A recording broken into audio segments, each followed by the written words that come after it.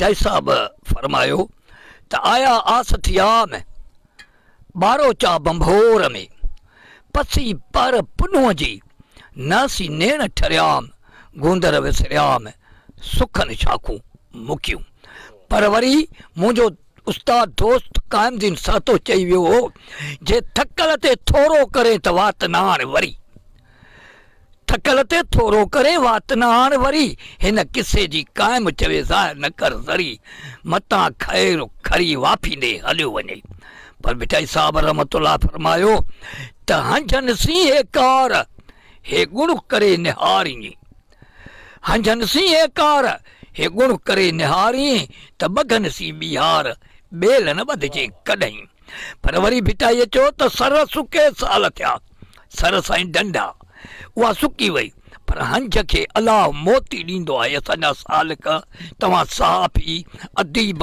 सियाहत ऐं सकाफ़त इहे असांजो सरमायो आहे, इहे हंझ आहिनि। भिटाईअ उन्हनि खे चयो त सर सुके साल थिया, हंझ हिरियो पेर हीउ कंग वेचारो केर जो रसे हिन रमज़ खे। पर वरी भिटाई साहब फरमायो त भिटाई चयो त अञा पई जीअं, ॾुखनि खे बि चयईं त अञा पई जीअं हे सॼण सारे न मरे,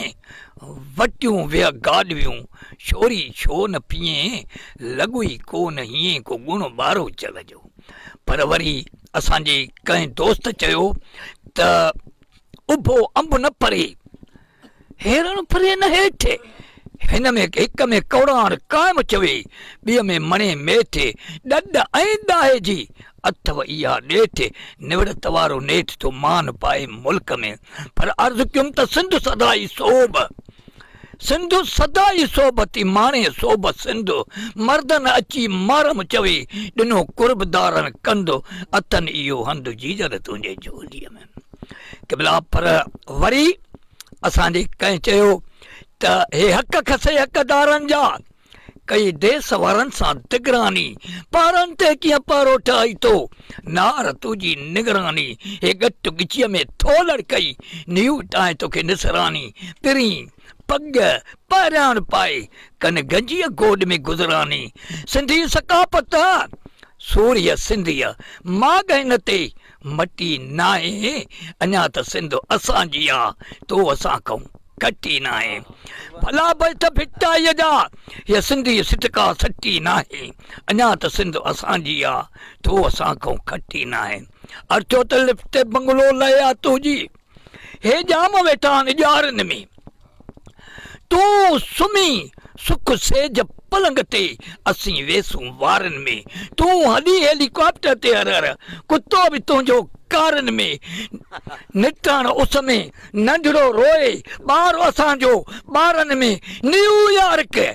पड़े नीगर तुंहिंजो हिन सिंधीअ पुट खे पटी नाहे, अञा त सिंध असांजी आ तो असां को कटी नाहे। महिरबानी साईं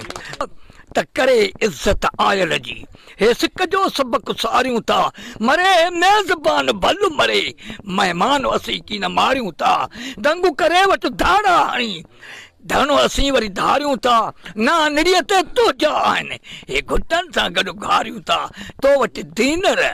सेठ दियाननि जा, हिन वतन वासीअ वटि वटी नाहे, अञा त सिंध असांजी आ तो असां को खटी नाहे। अर्चो त हिते मिसकीन मारुनि जो मास वॾनि तां रोड़ी तो, घुरई मुंहं ते मज़ूरी जो,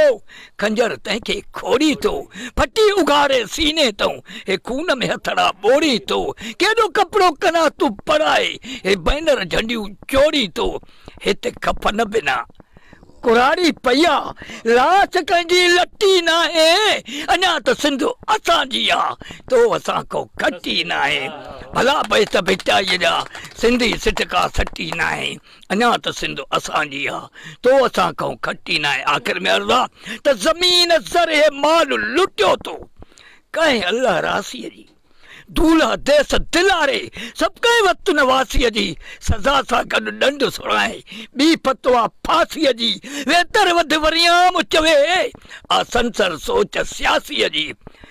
फटिया फटिया तुंहिंजे फटकनि, हीअ फ़क़ीर जी जान फटी न आहे अञा त सिंध असांजी आहे तो असां को घटी न आहे भला बि त बिटाईअ जा हीअ सिंधी सिटका सटी न आहे अञा त सिंध असांजी आहे तो असां को घटी न आहे।